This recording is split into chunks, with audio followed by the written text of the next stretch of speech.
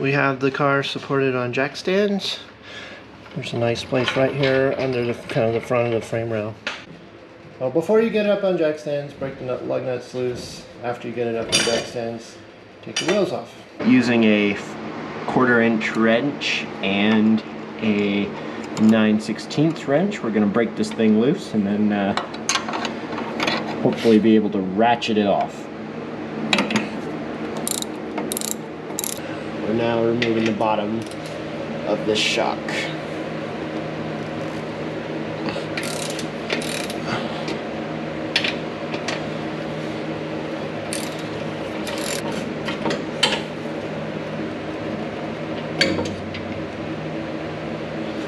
This is the spring compressor we're going to be using today. This part, the top part of the compressor, is going to be worked up inside the spring and hang on the top. You'll notice that this arm and this arm are not the same length. That's because one needs to be a little bit longer because the coil is a spiral. And then once this is near the top of the spring, hanging on the coils, this one will come in from the bottom and get also placed on the coils. Then we will thread them together. Dylan is now threading the spring compressor. I feel like one of the keys to success on the way we're going to do this is to put the top part of the spring compressor as high as you can on the spring, put the bottom part as low as you can, and that gives you the ability to compress it as much as possible.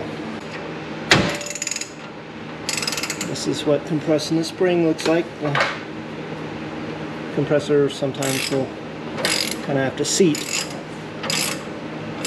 but then you just do lots and lots of this and compress that spring as much as you can, unload it from the suspension, and even go beyond that. Like compress that spring about as much as you can. In between shots I put a little bit of grease on the threads just to make sure that the threads are given every opportunity to work as good as they can. You don't want to be fighting the tool, you just want to be fighting the spring. Dylan has now compressed this spring all the way as far as he could. Now Dylan is going to try to take the sway bar connecting rod out. What size wrench are you using, Dylan? 9/16. What size socket are you using? Also 9/16. And now Dylan is trying to undo the nut that is on the bolt that goes to one side of the lower control arm. Dylan is now getting the second nut off. Okay, now Dylan's going to turn the steering wheel and move this ball joint out of the way of this. Okay, that's really good. That's good. You got a ton of room.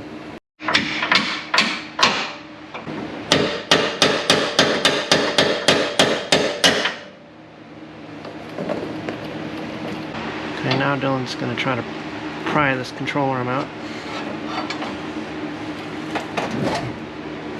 And looks like it is. Because we did not have to do the torture that is getting a ball joint loose, I feel like we just discovered a better way to replace springs. How long is your compressed spring? Just about 11.5 inches. Okay, so it would be a little bit more. Yeah, it's a little bit more. Okay, so I'm noticing that unlike the replacement springs, your spring does kind of taper to a flattish coil at this end, and it does it at the other end. This is a stock spring. I think you'll find that the new one does not do that, certainly not on both ends. We'll see that later. And I was just explaining to Dylan to be sure and leave some amount of coil not captured by the compressor on the new spring, because the reason he didn't put this spring compressor any higher in the first place is probably because it was darn near impossible to get it up here, which means it would be darn near impossible to take it off later. So when we do the new spring, we're going to try to compress it about the same amount to where it's about 1 foot from end to end.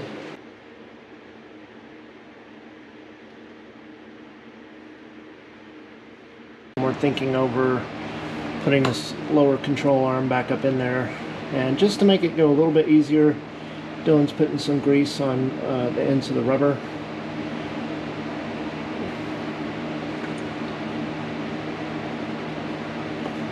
We have this factory rubber spacer.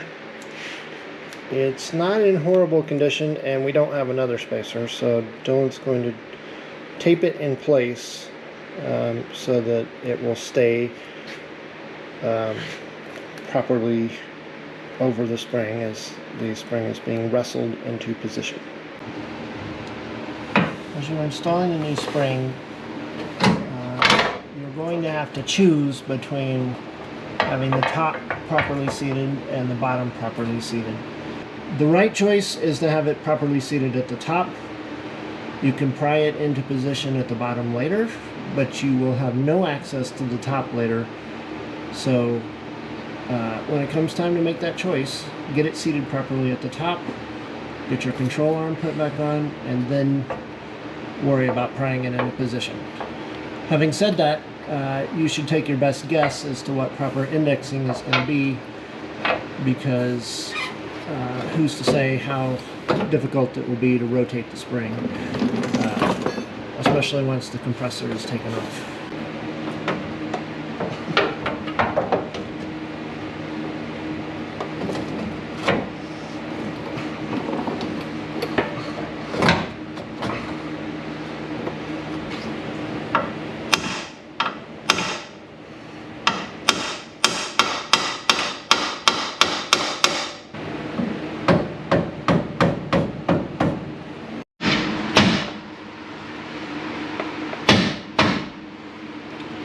Alright, got that one through.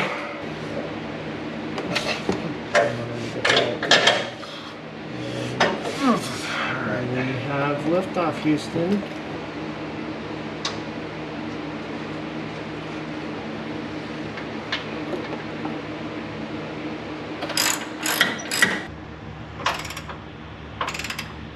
You don't really have to worry about over tightening these nuts because each one of the bushings has a solid metal tube. So that's what the bolt is really drawing up against. Dylan is taking the spring compressor off. The top of the coil spring is in the right position.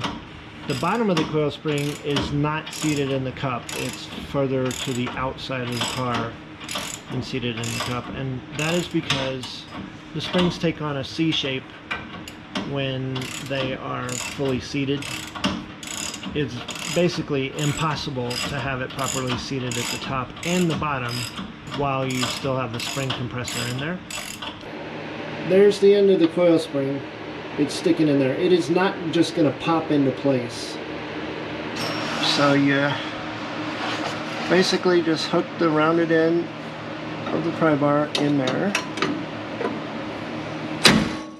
Okay, done. After popping the spring into place, the indexing was not quite right. The end of the spring was not between the two holes on the lower control arm. Without causing the spring to pop off the top mounting point or the bottom mounting point, you can compress it and index it properly.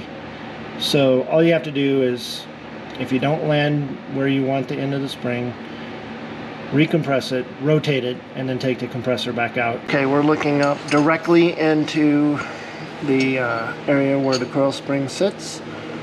As you can see, the compressor's still on there. As you can see, you see coil spring here, you don't see it here. That means it is properly indexed between these two holes. This was the package for our sway bar linkage, and it is the Energy Suspension 9.8117G. We did take the linkage off the sway bar, so because the bushings there were pretty deteriorated, we're putting on new linkage.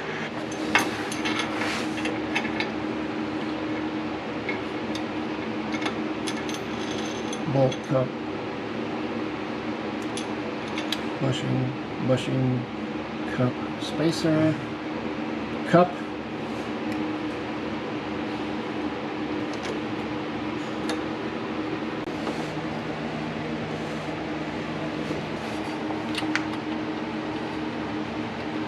okay, this is a lot like putting on shocks. You're just supposed to tighten it until the bushings bulge a little.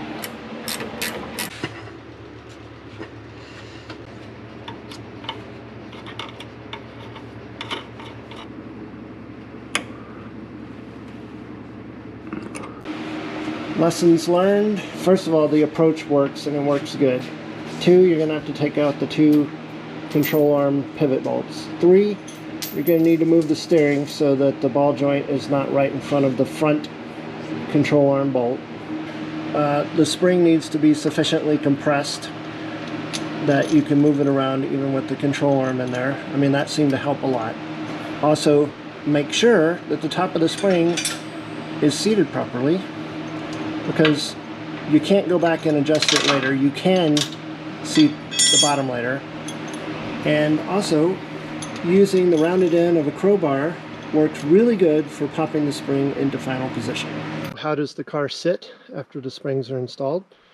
It sits pretty nice. So just eyeballing it, it looks like there's about 2 inches between the top of the tire and the fender at the back, and about 1 inch at the front.